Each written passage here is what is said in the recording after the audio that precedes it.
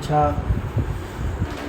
हम जो है दादी का नाम लेकर के व्हील ऑफ दादी कह के ट्रिग्नोमेट्री स्टार्ट कर रहे हैं। ठीक है, दिस इज़ बच्चों वाली ट्रिगो नाउ।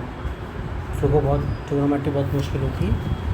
अच्छा, मेरे पास मैंने एक राइट ट्रायंगल बना दिया। ठीक है, राइट ट्रायंगल बनाया तो एक एंगल 90 का है। ठीक है, बाकी के दोनों एंगल क्या हो गए 90 से छोटे, यानी इन दोनों का सम 90 हो गया।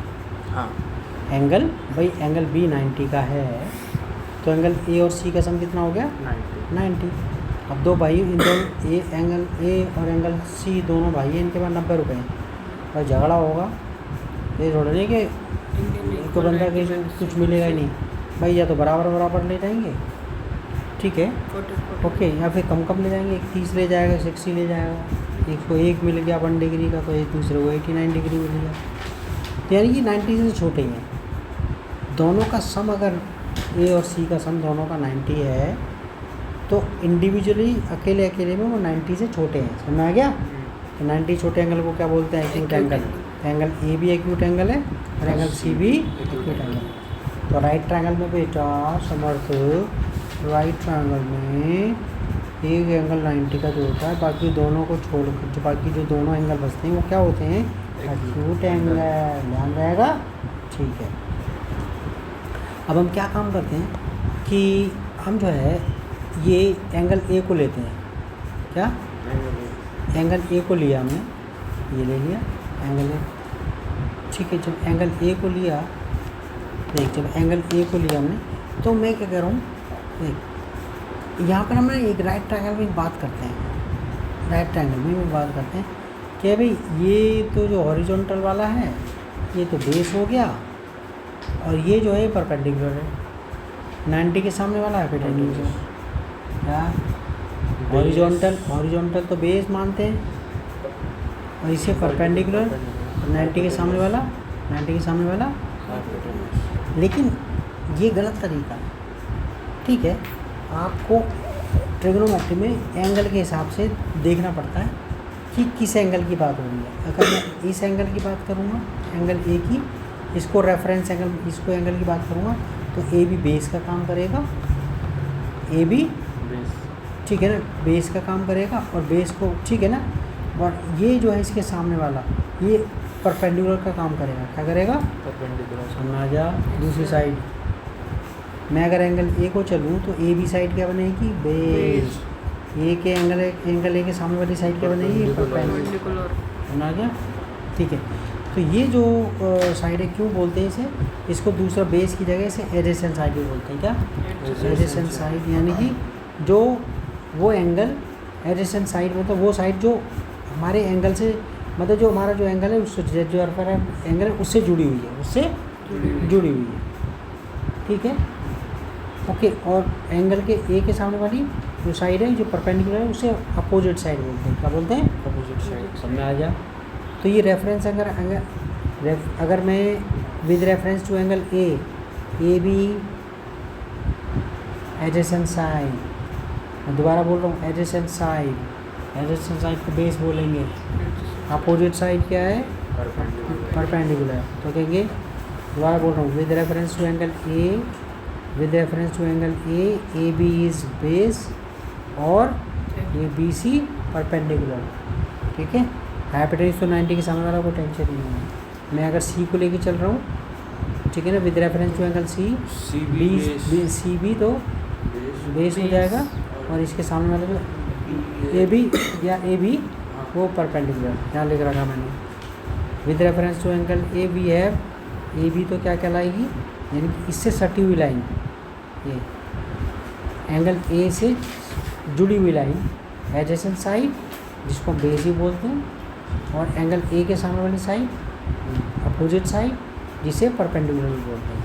हाइपोटेन्यूज के बारे में कोई डाउट नहीं, वो सबसे बड़ी साइड होती है। ठीक है, ओके ना, समझ में आ गया? ये याद रखना है विद रेफरेंस। अब हम क्या कर रहे हैं कि अब एंगल ए को लेकर के ना 3 साइड तो आएंगी, तो उनको ऊपर नीचे 6 तरीके से रख सकते हैं। कितने तरीके से? 6। भाई ए भी ऊपर, ए सी नीचे, या फिर ठीक है ना, ए भी ऊपर हाँ, ए बी ऊपर ए सी नीचे, या फिर ए सी ऊपर ए बी नीचे, बी सी ऊपर ए सी नीचे, या फिर ए सी ऊपर बी सी नीचे। ठीक है। बी सी ऊपर ए बी नीचे, या फिर ए बी ऊपर बी सी नीचे। तो इनके नाम रख दिए वैसे। ठीक है ना। तो क्या करा, with reference to angle A. ठीक है, हमने क्या है, हम ए को लेके चल रहे हैं, तो ये वाली साइड क्या होगी, बेस हो गई, जैसे बी लिख दिया है, इसके सामने वाली साइड क्या हो गई, परपेंडिकुलर। ठीक है, और ये तो हाइपोटेन्यूज है ये।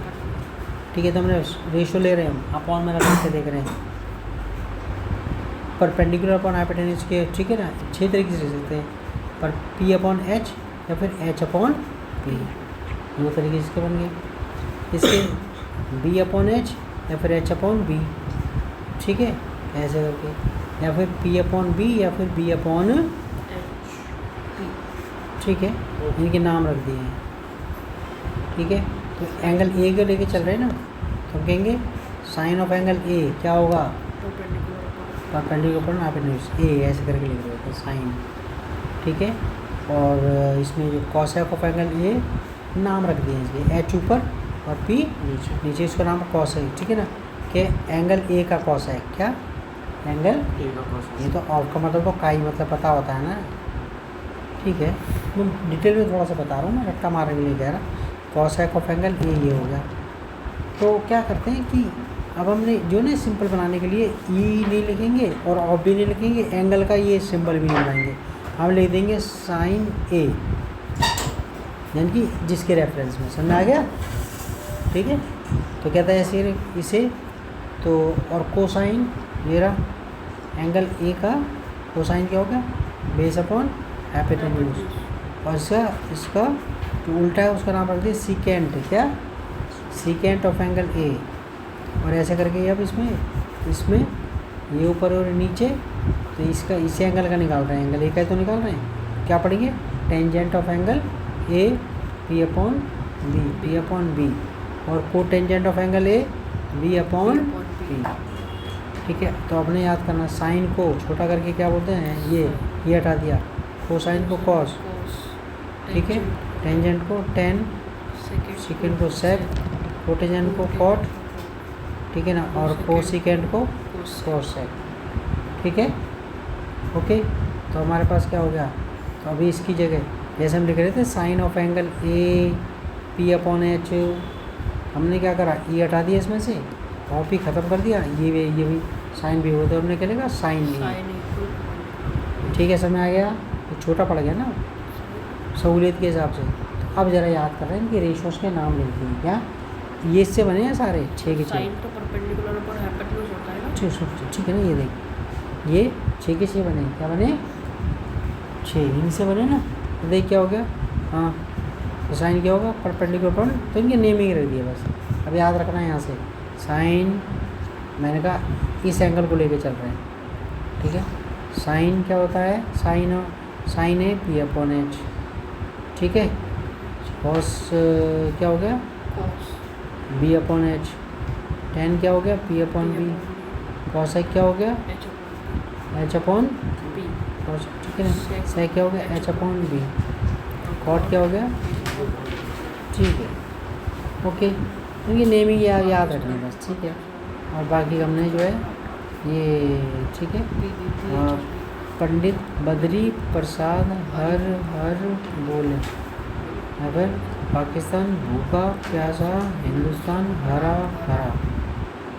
ठीक है, तो ये क्या है, साइन क्या होगा, ऊपर से साइन को देखेंगे, perpendicular P upon H, perpendicular upon hypotenuse, ऐसे पी अपॉन एच ही जगह ना, परपेंडिकुलर अपॉन हाइपोटेन्यूज जवान भी सुधरती है।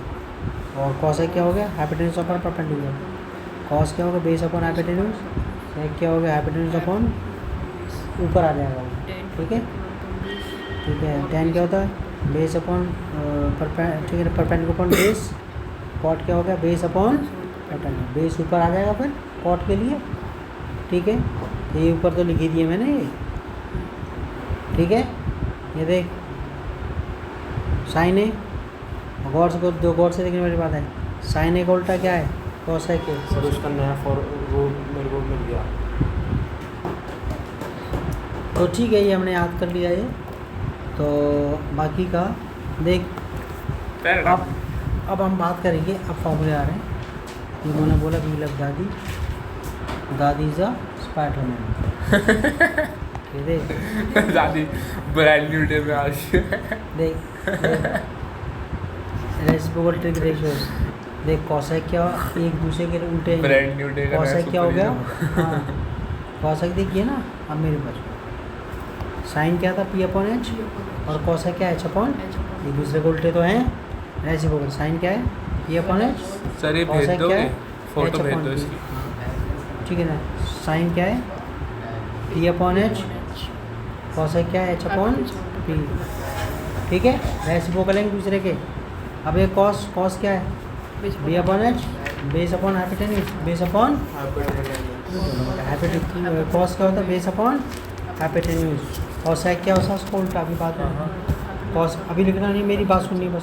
कॉस क्या होता है बेस अपॉन हाइपोटेन्यूज, सेक इसका उल्टा हो गया, base upon hypotenuse upon base, उल्टे हैं ना एक दूसरे के।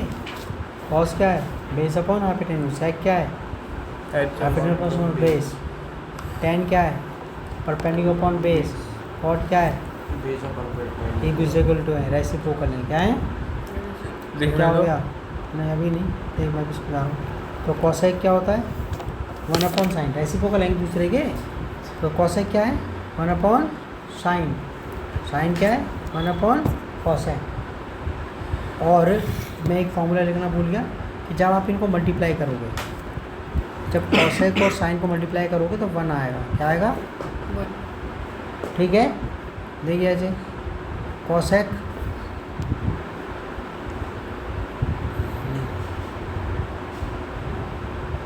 इंटू साइन, मैं थोड़ा सा बड़ा इसमें करूँ, देख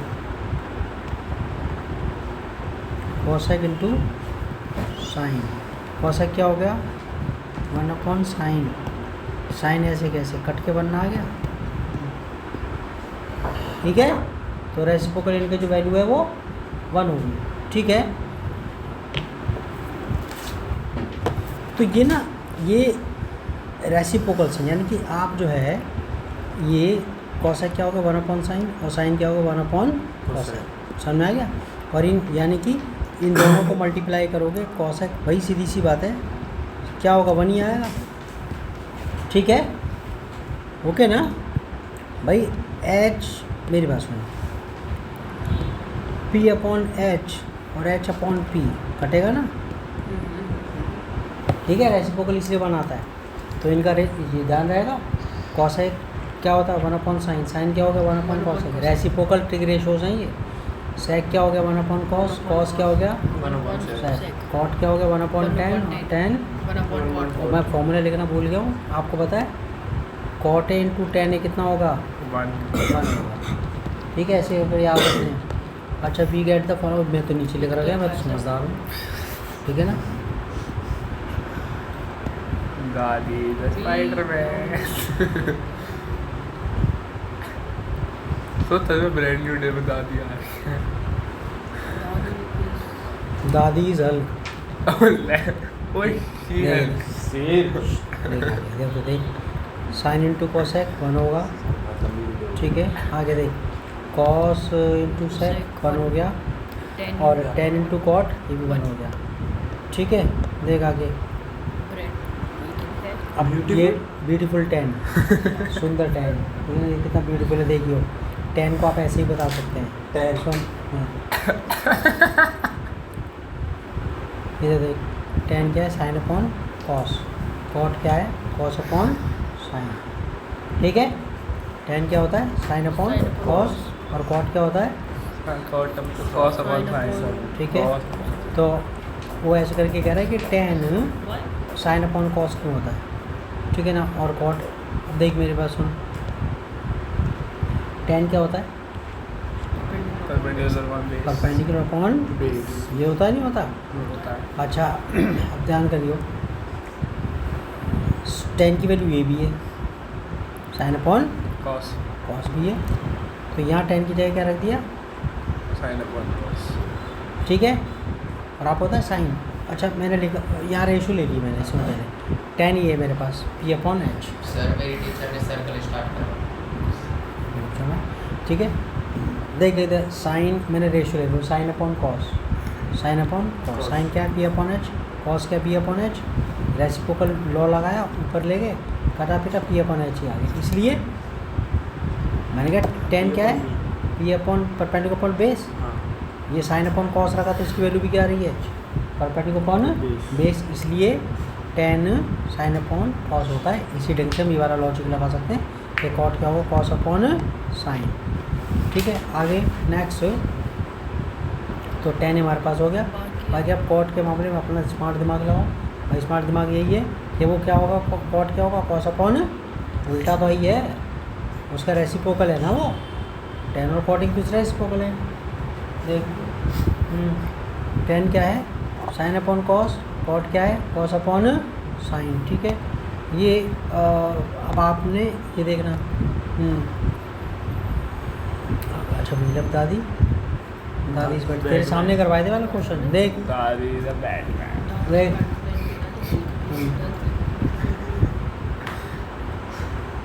बैटमैन है, चमगादड़ नहीं।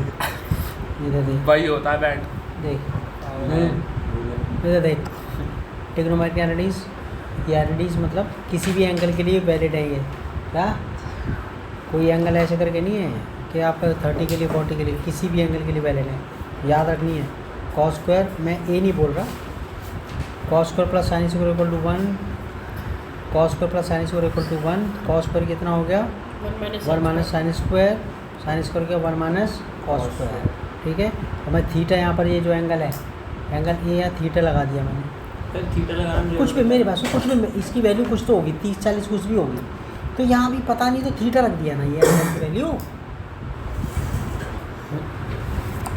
तो cos square plus sine square क्या हो गया 1 होता है, कॉस स्क्वायर यही रह गया, साइन स्क्वायर वहाँ चला गया, तो कॉस स्क्वायर को कैसे याद रखना है 1 माइनस साइन स्क्वायर, और साइन स्क्वायर को यहाँ रख लिया तो कॉस स्क्वायर वहाँ चला गया, कॉस स्क्वायर यानी कि साइन स्क्वायर कितना हो 1 माइनस कॉस स्क्वायर। ये तीनों ऑलरेडीज याद होनी चाहिए, जब एक याद है तो इसकी भी वैल्यू इसकी भी वैल्यू याद होनी है। ठीक है, ओके, तो हमारे पास अगर मैं इसका देख नोट डाउन सुन नोट डाउन देख मेरे पास हूँ यहाँ पर ये नोट डाउन करने हैं, तो ये इसमें आपका अगर मैं कॉस लूँगा तो इसका स्क्वायर इस पर जो है ना, मैं अगर दोनों का स्क्वायर रूट ले लूँ तो ये तो बाहर आ जाएगा, तो ये square root 1 minus sine square, तो यानी कि कॉस कितना होता है square root of 1 minus sine square, sine क्या होगा 1 square root of 1 minus cos square, और आगे 1 प्लस ये बस बता रहा हूँ मैंने 1 प्लस tan स्क्वायर क्या होगा सेक स्क्वायर होगा, और tan स्क्वायर यहीं पे रहा 1 वहाँ चला गया।